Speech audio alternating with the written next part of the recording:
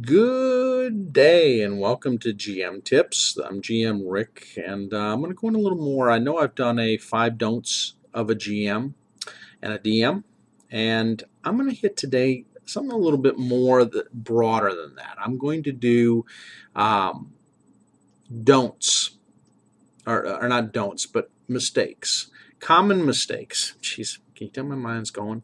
It's what happens in a work day when you try to work and then cast afterwards. So, what I'm going to talk about today is common mistakes that DMs and GMs make during a session or even in planning for a session. There's a lot of different things, and I think we talk about a lot of the shoulds, the have tos, the gottas, and a lot of the other things. And then we talk on the player types, and we talk on a lot of other things. Now, I'm going to hit here some of the common mistakes that we as GMs and DMs, depending on which system you're playing, make. Number one, the mistake of my players know the system well enough that I don't ever have to check up on any of the things they're doing. That is probably the most common mistake that every GM and DM makes. And again, it's in our heart, we want to trust our players. We want to trust they know the rules. We want to trust they understand the mechanics of the game. We want to trust that they understand the build of character they're trying to accomplish. And again, some people say, well, the story matters more, and we'll get lost in the weeds talking the mechanics and understanding the system itself. I disagree with that. And here's why. Yes, the story is very important, and don't get me wrong, it is pinnacle number one up there that the story is a great story that draws your players. However, there is nothing more frustrating for a GM as they go along is letting the players just have carte blanche of the campaign. Because they will. Players will take you as far. It's kind of like kids. Think of it this way.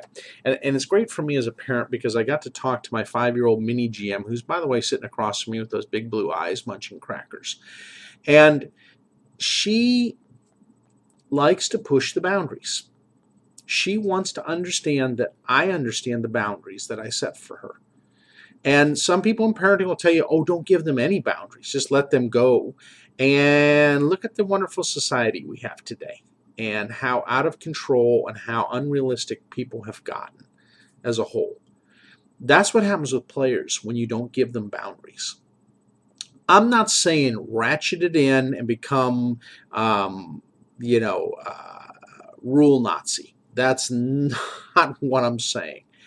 But I am saying is try to understand the mechanics enough as a GM that you will call into question something that just seems way out there when your players are doing it. Because later on, you're going to get frustrated. You're going to use the words like metagaming, power gaming, other things. And I had a situation with that with one of my players. And good guy, again. And he probably is tired of me talking about him. There's other players, believe me. I've had ones before him that were way, way, way farther down the line of metagaming. The problem is every player wants to make this superhero-esque cinematic character that has zero realism. Not that games are realistic anyways, but there are some levels of, even as you look at it, you go, that's even a little far-fetched for me. This is what happens when you don't understand the rules and you trust your players to. And yes, as GMs, there are so many rules. Depending on the system, some systems, like, for instance, look at Cypher system. Look at Pathfinder. Look at, the Hero system. There are some that are very rule-intensive. And some players don't like that for that reason. But let's look at this. Why are there those dynamics? To help set a framework for your characters to be able to operate within. If you have expectations and you understand the framework that you want your players to operate within, then when they get outlandish, you can have that general nice talk with them and not be the evil, mean GM DM. So, you got to know some rules. And my advice to anybody is take a book a month and just try to go through it. Take a couple hours a week where you reread through the mechanics and focus on mechanics, feats, skills, uh, combat, interaction, social combat. Make sure you understand these dynamics. Print yourself off pages. I love that Matt Mercer, in a recent interview with Fluffy Dice, really sat down and says, I print off the sheets and I keep them with me. Now, Fluffy said, hey, I love more the gameplay, and I love you for that. And that's, Fluffy is, oh God, what are you? The something DM. And I'm going to kill your name on there, and I probably should look it up. But hey, let's just face it. You kind of, you as a GM have to come up with what you feel acceptable, but understand that you got to live with the consequences of your choices too. And if you choose to throw out the rules for the story, for the sake of the story, when it gets way out there and people go, it's a little too out there for me, you made those choices. And that's what I have to tell my youngin' over there. She understands. And I said, today she didn't get to watch her movies. Why? Because there's consequences. She pushed Dee Dee last night. So there are consequences to the choices we make. And that's reality. Even in gaming, there's consequences. So as a GM, if you choose to let your players trust them and just figure they know all the rules, that's on you. Nothing wrong with having a little bit of rope to let them do that. But you too have to go look into those type of things. I know I spent 6 minutes on that, right? So the number 2 one that we so often make is that our players are going to write up a background. That is great that we can use in our system. Player backgrounds, in my mind, are a huge deal. I know there's many podcasts and casts where people will sit down and really develop their character backgrounds. There's a reason for that, because it gives the player a framework with which they can draw their PC's decisions from, and how they look at the world, and how they face the world, and how they deal with things. And it also gives the GM the ability to go in and use those elements in the story to even make it that much more cohesive. If you allow your players just to write up a background and don't have them send it to you or sit down with you with it, that's on you. When the background doesn't match the world, the story, any of the things, you then have to jump and twist and turn and do contortions to make it all work. And you got to have that discussion with the player, which is never a pleasant thing. They don't like you nitpicking their stories. But if you have a session beforehand where you're brainstorming together, it's a collaborative effort.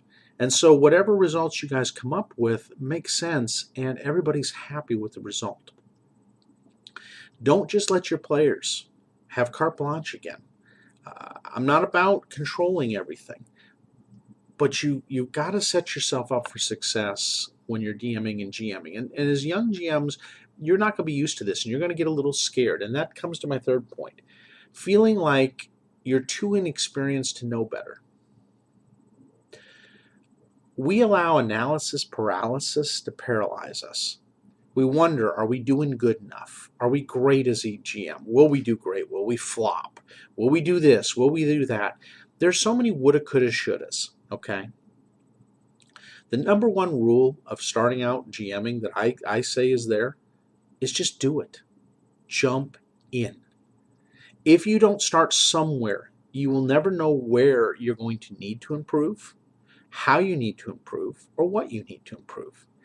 Ask your players, and again, take this with a grain of salt, what they think of your sessions, and ask for real critiquing judgment. Don't let your ego be so fragile that when someone critiques you, that you just fall to pieces and say, I'm this horrible, I can't do this, I just can't do this. Critique is good. I was told once, and it really made sense in my personal life, do you think I really care about you, Rick, if I don't say something? When I take the time to really sit down and critique you, I'm taking my valuable time to sit down and help you. That means I care. And I guess I said it kind of some of you could have summed it up better than me. But at the end of the day, when people critique you, they care about you. They really want to help you. Listen to the critique. Don't get all, oh, woe is me, I'm just this poor person. I don't know, I knew it. Look, I did that in my early years, and it was horrific. Now, I take the critique. Okay, I should have done this. All right, I'll take a look at that. And you can ask my players. I think I've improved over the years of running Pathfinder. And part of the reason of that is I've listened to their critiques. Sometimes they've rubbed me wrong. Sometimes I've had to take a day and go walk and think about it. But at the end of the day, they were right. And it made me a better GM. It would make me a better DM. And when I did that during 3.5, it was the same thing. I learned and I grew and I became better at my craft. We never arrive, folks. We're going to steal people's ideas, plagiarize, do all kinds of things. It's the fun of GMing. We are going to amalgam ourselves into what we want to become and what our players want us to become. And I think the end result is always going to be a work in process. But you got to start somewhere. Quit beating yourself up that you don't know enough. Guess what? You're right. You don't. But that's okay. You start somewhere because you have to. Otherwise, you're never going to start. If you think you're going to have the time to read every one of those books and do it right the first time, you're a better soul than me. That's all I'm going to say. When I started my first Pathfinder session, I knew probably, I'd read the core rule book, but I knew probably about an eighth of it. And I learned as I went. And I made mistakes. And I didn't know spells that I should have known. And players rolled their eyes. But I learned with them. And I got better and better and better. And to where I can sit down and go, that doesn't sound right. Let's take a look at that. And they're like, oh, wow, crap. Rick's right on that one. That's how you learn. And it's okay. You got to start somewhere. Fourth mistake. The players are going to follow the script you have in your mind for the adventure. No, they're not. No. 1 out of every 100 times are they going to go just as you scripted it out in your mind. And usually then it's not a fun experience anyways. You can't railroad them. You can't push them along the direction you want them to go. It's like herding a bunch of Vorpal bunnies. They'll bite your arms and knees and legs and toes off. Yeah, not going to happen. Or herding sharks. Not going to happen. Just not going to happen, no matter how many stun sticks you have to move them along. Not going to happen. They are entities themselves, and they will always go the direction that their mind that day and whatever experiences happened there in their life that day wants to take them. If they had a bad day with the wife, guess what? They're going to go the direction they want. They had a bad day with the husband or the fiance, they're going to go the way they want. They had a bad morning waking up late, they're not going to be too interactive. Their mind's on something else like their children. They're not going to be the usual social outgoing selves that you think they're going to be. They're having a bad day with work. Guess what? After work, they're not going to be the happiest camper to deal with. People are people.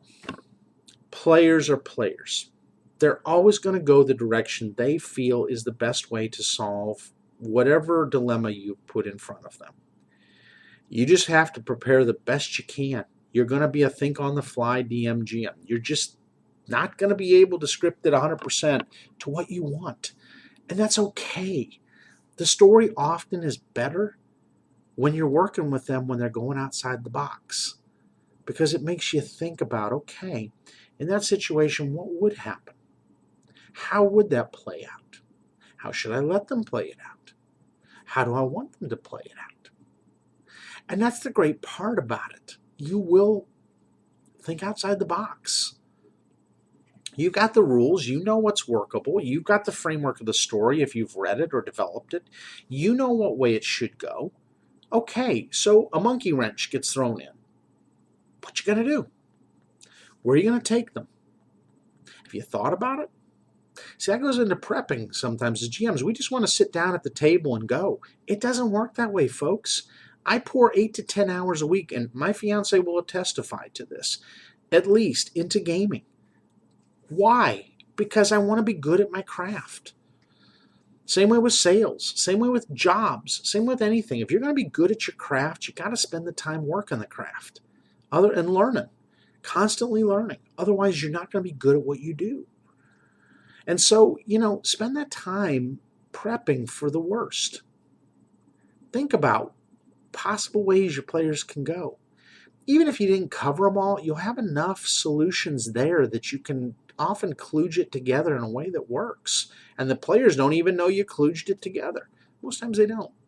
I told them, I said, guys, you've gone off the rails. In my Reign of Winter campaign, they've gone off the rails so many times, and I mean off the rails.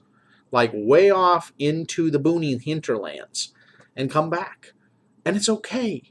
It was fun. It was adventurous. It was interesting. The only thing that's kind of kept them on the rails is they have a geas on them of sorts that came about. I'm not going to go into all the details, but they have a geas on them. That's about all you can do.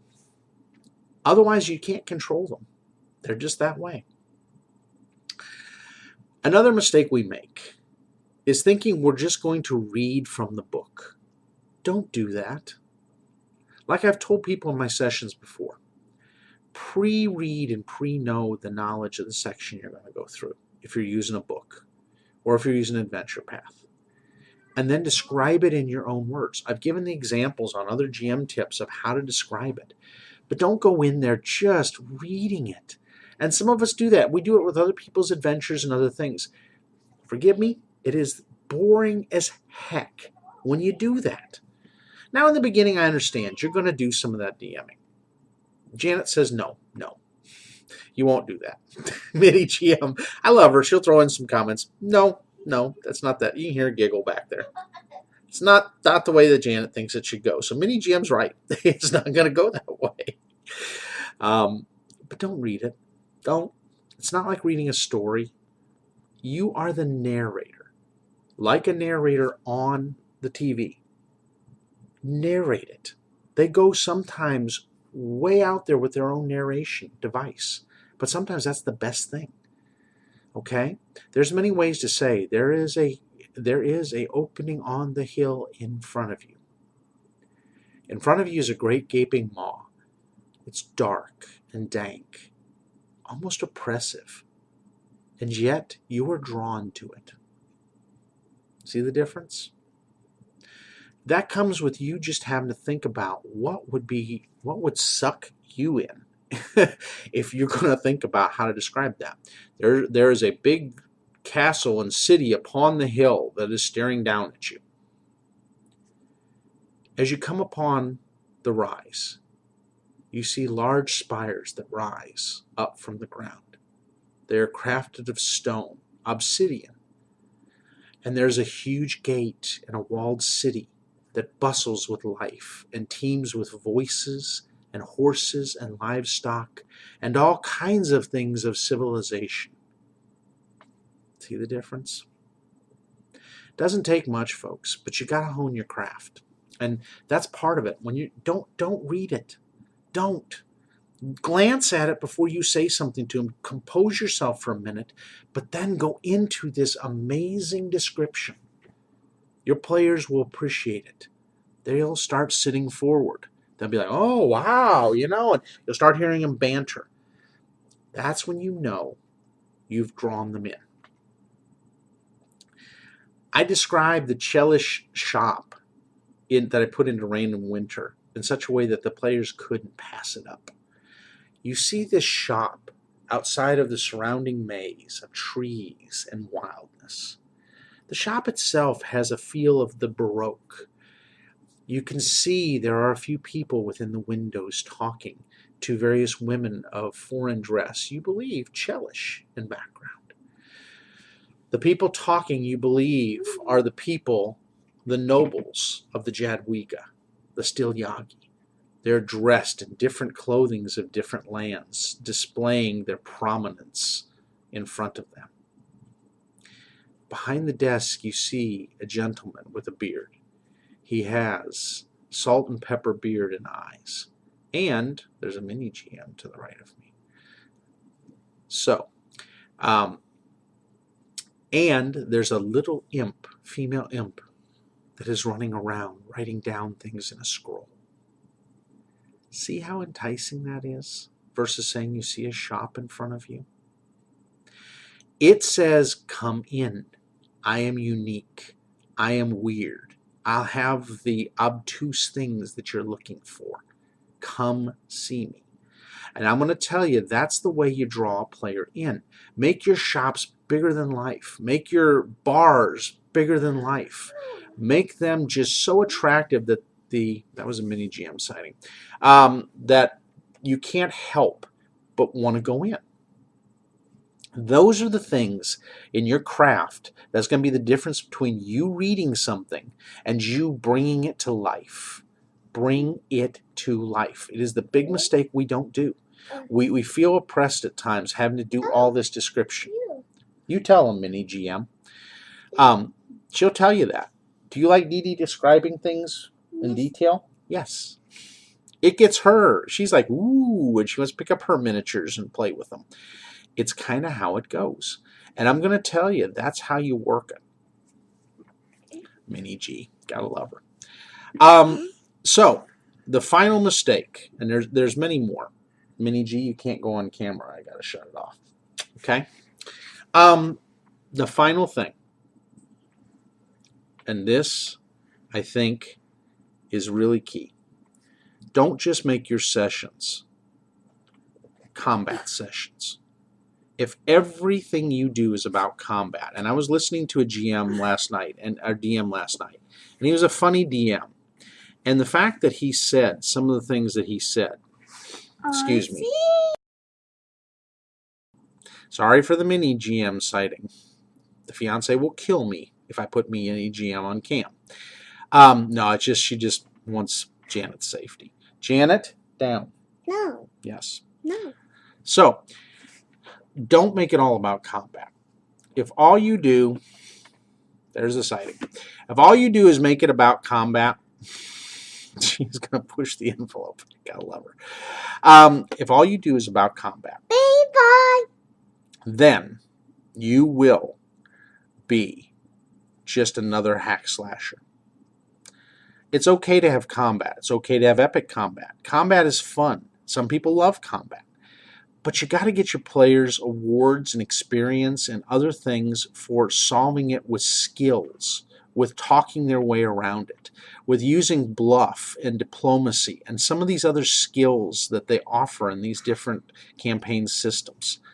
Let people use their skills. Make 2 or 3 skill rolls to succeed. Gotta love her. But do these things. Do not push yourself into the camera. And your players will be more apt to want to do these type of things. I'm serious in the fact that you really need to put in experience and awards and treasure and other things and boons and favors for people solving things without having to ever pull a blaster, take a punch, throw a punch, draw their sword, draw their bow, get their neural destructor, do a brain crush, do a superhero zap from your eye bolts. You see where I'm going with this? And the mini GM has disappeared.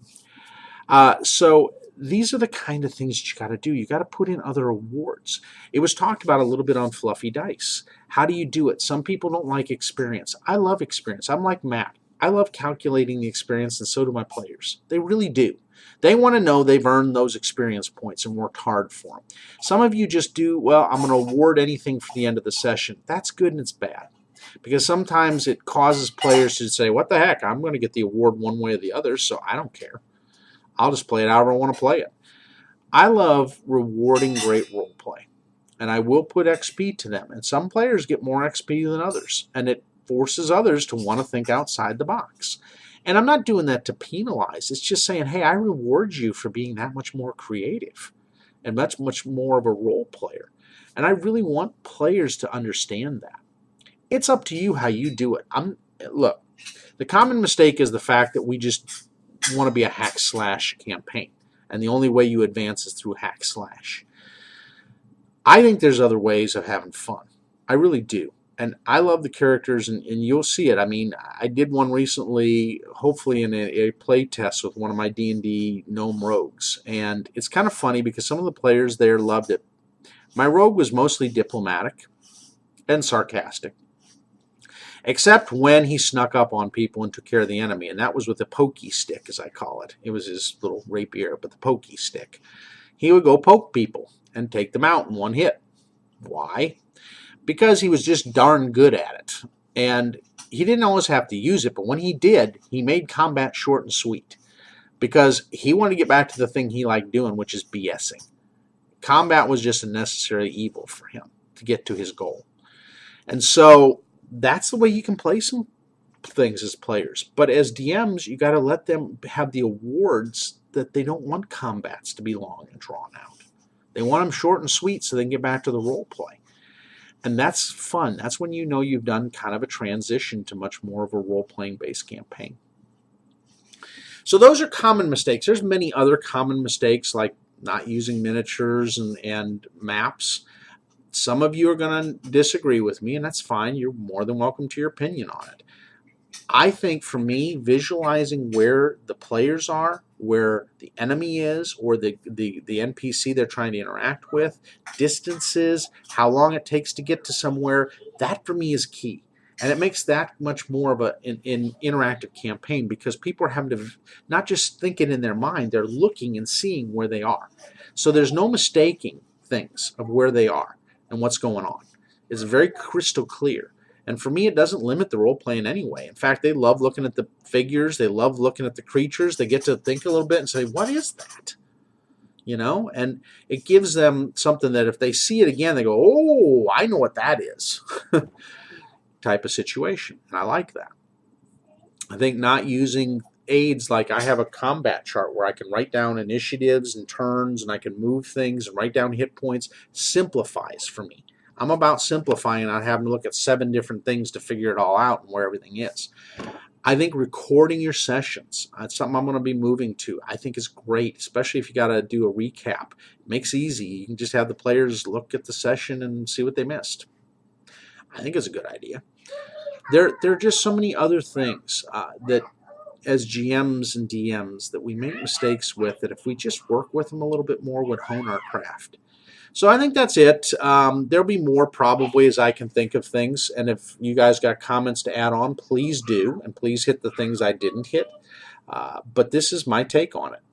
Have a great week of gaming. Enjoy yourself and really go out and DM and GM your heart out.